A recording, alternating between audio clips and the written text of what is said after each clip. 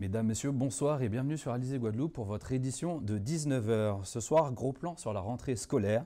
Un peu plus de 90 000 élèves ont repris aujourd'hui le chemin de l'école, une rentrée 2015 marquée par une baisse des effectifs et un virage numérique.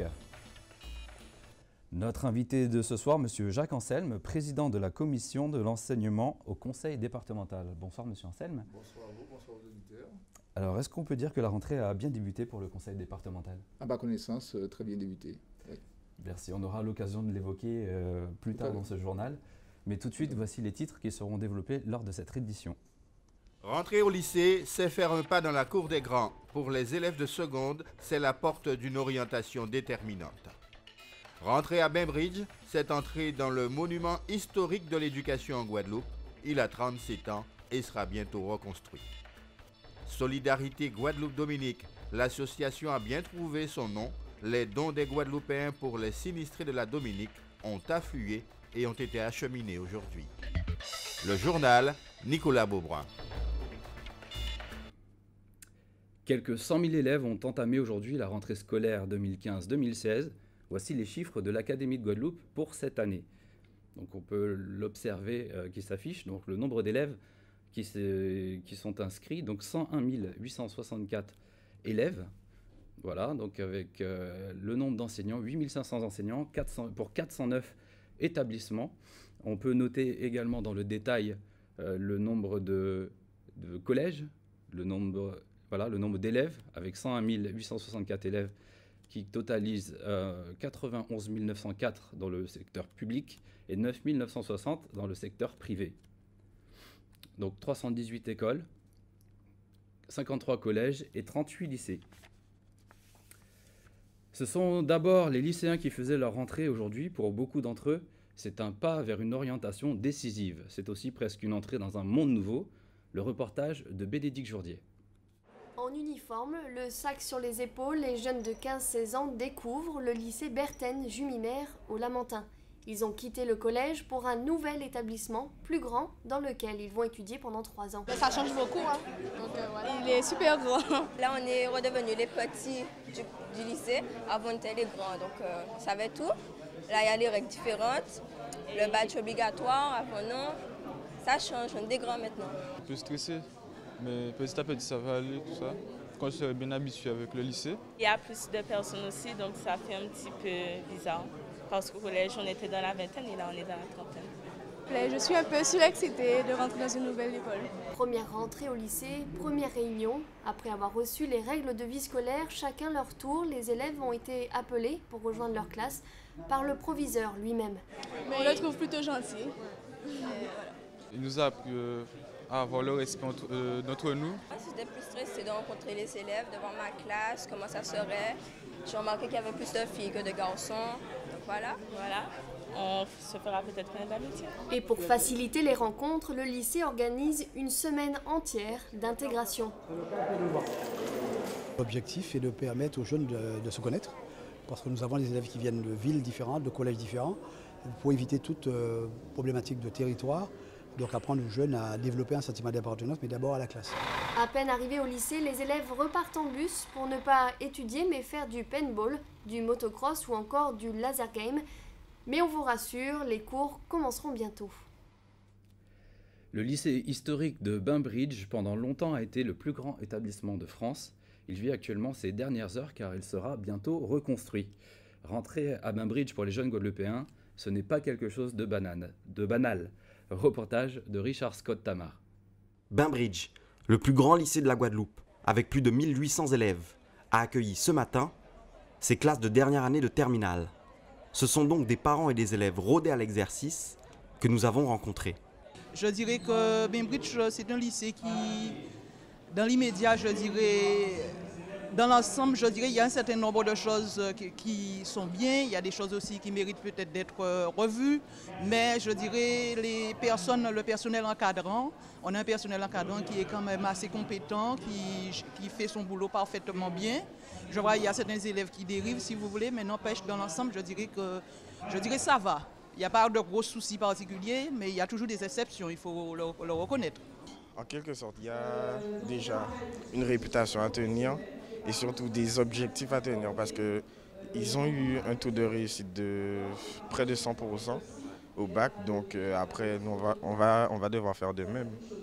Le corps administratif du lycée, composé de la conseillère principale d'éducation, des proviseurs adjoints, mais surtout du proviseur de Bainbridge, sont venus accueillir ces élèves de terminale en leur rappelant l'exigence du lycée en termes de résultats, mais aussi de comportement. Eh bien, c'est une rentrée qui se fait avec une certaine sérénité. Sérénité parce que c'est une année importante, notamment, vous venez de le voir, nous avons accueilli nos classes de terminale qui finissent le cycle.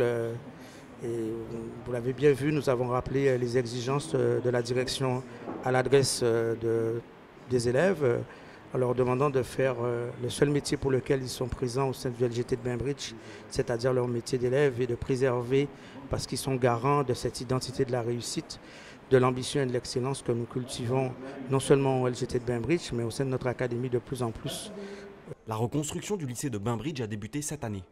Étalée sur une durée de 7 ans, elle débouchera, à son terme, sur le renouvellement de l'ensemble des locaux du lycée. Il va falloir à la fois faire coexister les travaux et l'enseignement, mais ça ne posera pas de problème particulier dans la mesure où les travaux vont se faire en 2 phases. La première phase est une démolition des aires sportives et du parking existant, ce qui a été fait pendant les vacances scolaires, mais sans que cela touche à l'organisation de la pédagogie au sein de l'établissement. Nous continuons à fonctionner normalement. Dans un deuxième temps, c'est vrai qu'il a fallu trouver des solutions pour faire en sorte que nos élèves puissent suivre l'EPS dans des infrastructures extérieures. Nous avons des partenariats qui sont en train d'être passés avec le lycée de Providence éventuellement, le CREPS, la piscine intercommunale des Abîmes, et nous recherchons encore d'autres créneaux puisque nous n'avons pas encore dans son intégralité finalisé cette opération. Nous n'avons plus qu'à souhaiter à ces élèves de terminale de bien travailler, car le bac les attend en fin d'année scolaire. Et puis, c'était aussi la rentrée au primaire, mais pas que pour les élèves, pour les parents aussi. C'est une autre histoire de vie qui commence, formation des classes, règles de vie scolaire, tout cela semblait stresser beaucoup d'entre eux. Reportage. Ce matin, à l'école élémentaire Jolivière, les parents étaient un peu stressés pour ce premier jour d'école. Ils écoutent attentivement la principale qui appelle les élèves afin de former les classes. Les enfants, eux, sont prêts, tout est dans leur cartable. Ma trousse et mes livres et mes stylos. Je suis contente et j'ai retrouvé mes amis. J'espère que j'avais bien travaillé. Ce papa, lui, en profite pour immortaliser ce moment important pour sa fille qui rentre en CE2. Comme elle, 90 000 élèves ont repris le chemin de l'école. C'est la nouveauté de la rentrée. 4 collèges de l'académie vont expérimenter l'enseignement sur tablette numérique. 4 sur les 500 établissements retenus sur le plan national. L'État a décidé de porter l'accent sur le collège et ce n'est que le début du passage du système éducatif à l'ère numérique. L'objectif est bien sa généralisation dans un délai de 5 ans. 2 écoles élémentaires voisines sont déjà intégrées au projet de Front de Mer. Il s'agit des écoles de Loricisque et Raphaël Jolivière. Donc, notre invité du jour, Monsieur Jacques Anselme, vous êtes président de la commission enseignement du conseil départemental. Donc, quels chantiers ont déjà été réalisés pour la rentrée? Écoutez, nous travaillons sur tous les chantiers puisque le conseil départemental a un pacte de 42 collèges. Et donc, nous débarrons ces travaux pendant les vacances scolaires. Et cela concerne en même temps tous les établissements, tous les 42 établissements. Et nous travaillons à la fois sur 2 chantiers. Premièrement, le chantier qui concerne les travaux, je vais dire, courants, habituels. Nous avons aussi un deuxième grand chantier qui est un chantier concernant le confortement parasismique. Et en ce sens, nous avons commencé par le collège de Sainte-Rose, de Bébel-Sainte-Rose. Nous irons à Anse-Bertrand aussi, et puis nous ferons Kermadec, entre autres. Donc on l'a entendu, là, le numérique fait son entrée. Quel type d'équipement actuellement est utilisé par les élèves? Alors pour le moment, effectivement, c'est une opération qui commence par les élèves de 5e dans les collèges. Et donc, vous l'avez dit, 4 collèges, mais non 3 pour la Guadeloupe, puisqu'il y en a un à Saint-Martin. Donc 4 collèges ont été retenus. Et le conseil départemental, il pourvoit un moyen concernant les tablettes. Et donc, il faut aussi que ces collèges puissent à la fois avoir un équipement qui permette l'utilisation des tablettes, mais aussi la fibre optique, etc. Donc, le Wi-Fi. Le Wi-Fi, enfin tout ce qu'il faut comme logistique autour donc, de l'utilisation des tablettes. Et donc, il faut que ces collèges donc, puissent servir de modèle et que demain, donc, la généralisation puisse se faire donc, sur les autres établissements. Est-ce que vous pensez que ça pourrait être un ajout certain à la pédagogie actuelle? Écoutez, si j'étais quelque peu réservé, parce que je suis un enseignant aussi donc, à la retraite, et donc j'étais quelque peu réservé donc, sur cette volonté d'aller vers le tout numérique, mais je me suis rendu compte récemment, d'ailleurs le rectorat donc, a eu un atelier innovation, je me suis rendu compte qu'il y avait des choses extrêmement intéressantes qui se faisaient, donc, puisque les élèves changeant, les méthodes pédagogiques doivent aussi évoluer, donc je vois ça d'un œil différent aujourd'hui, donc je considère que c'est un plus certainement pour beaucoup plus mobiliser nos élèves et leur permettre d'aller vers la réussite plus aisément. Et avec une projection à venir, est-ce que l'ère du numérique, on voit la baisse des effectifs, est-ce que vous n'avez pas peur d'un remplacement des enseignants par les nouvelles technologies? Non, je ne pense pas. Non, je pense que l'enseignant restera toujours le facteur humain parce que la machine, à mon avis, ne pourra pas facilement remplacer l'humain. Donc, même si on va utiliser du matériel informatique, mais il faudra quand même des profs pour à la fois donc, encadrer, guider, éclairer, donc, et surtout guider, parce que le prof, son rôle, c'est aussi donc, d'aider les jeunes donc, à avoir donc, leur piste de recherche. Et donc, l'enseignant, à mon avis, restera toujours partie prenante de la pédagogie. Et de nos jours, est-ce qu'il est, parce qu'on l'entend, hein, est-ce qu'il est question d'augmenter la liberté pédagogique des enseignants? Ça, c'est une question qui intéresserait beaucoup plus le rectorat, mais nous avons notre mot à dire. Nous essayons effectivement, nous, par un certain nombre d'actions pédagogiques, à influer donc, sur les programmes pédagogiques. Et donc, nous encourageons d'ailleurs, puisque ma commission concerne un axe donc, œuvre pédagogique, et donc, de ce fait-là, nous aidons les équipes pédagogiques, donc nous choisissons donc les secteurs sur lesquels nous portons notre contribution. Merci. Mais, voilà. Merci beaucoup, Monsieur Anselme, d'avoir répondu à notre invitation. Et donc, on va continuer ce journal. Vous restez avec moi. Hein. Donc, en cette période de rentrée, les changements au 1er septembre, c'est traditionnellement l'entrée en vigueur de nouvelles lois au niveau des décisions gouvernementales sur le plan économique et social. On note effectivement l'augmentation du RSA qui passe à 524,16 €, la revalorisation des indemnités de stage à 554,40 € par mois. Et puis cette mesure importante que constitue la fixation du plafond des paiements en espèces à 1 000 € au lieu de 3 000 € pour une lutte contre le blanchiment d'argent et le financement du terrorisme. On vous le précisait hier lors de notre édition, le préfet de Guadeloupe a levé les mesures de restriction d'eau en cours dans notre département depuis le mois de mars. Cela signifie-t-il pour autant que c'est la fin des tours d'eau? Des éléments d'explication de Muriel Barlagne. L'arrêté préfectoral date du 28 août 2015. Il abroge les limites qui avaient été instaurées à cause des faibles précipitations enregistrées depuis mai dernier dans le département. Les cours d'eau ont retrouvé un niveau acceptable après le passage des tempêtes Dani et Erika. Pour ce qui est des usages domestiques, il est désormais possible d'arroser son potager, laver sa voiture ou encore mettre à niveau sa piscine, sans restriction. Mais pour que l'eau coule sans coupure tournante dans certaines communes, il faudra encore attendre. Pour l'instant, selon nos sources, le SIAC projette de diminuer leur durée, mais les tours d'eau doivent être maintenus. Des tours d'eau planifiés depuis mars dernier. C'est l'ouverture de la nouvelle usine de traitement d'eau potable au Moule et l'agrandissement de celle du Lamentin qui devrait permettre une amélioration de la distribution de l'eau en Guadeloupe. Concernant les tours d'eau à présent, je vous le rappelle, ils sont prévus pour une durée de 24 heures, à partir de 12 heures le jour indiqué, à 12 heures le lendemain. En cas de coupure en dehors des tours d'eau, vous pouvez le signaler au 0590 59 59 59. Concernant les sections, aujourd'hui au mardi 1er septembre, c'était le Gosier Ouest qui était concerné, avec les quartiers de Bas-du-Fort, La Brousse, Grand-Bay, Mathurin, Poussette, Montauban, Route des Hôtels, Pointe de la Verdure, La Dacha, Calvaire, Tabarin, Cité-Élise, Barbès et Goyave et les Saintes.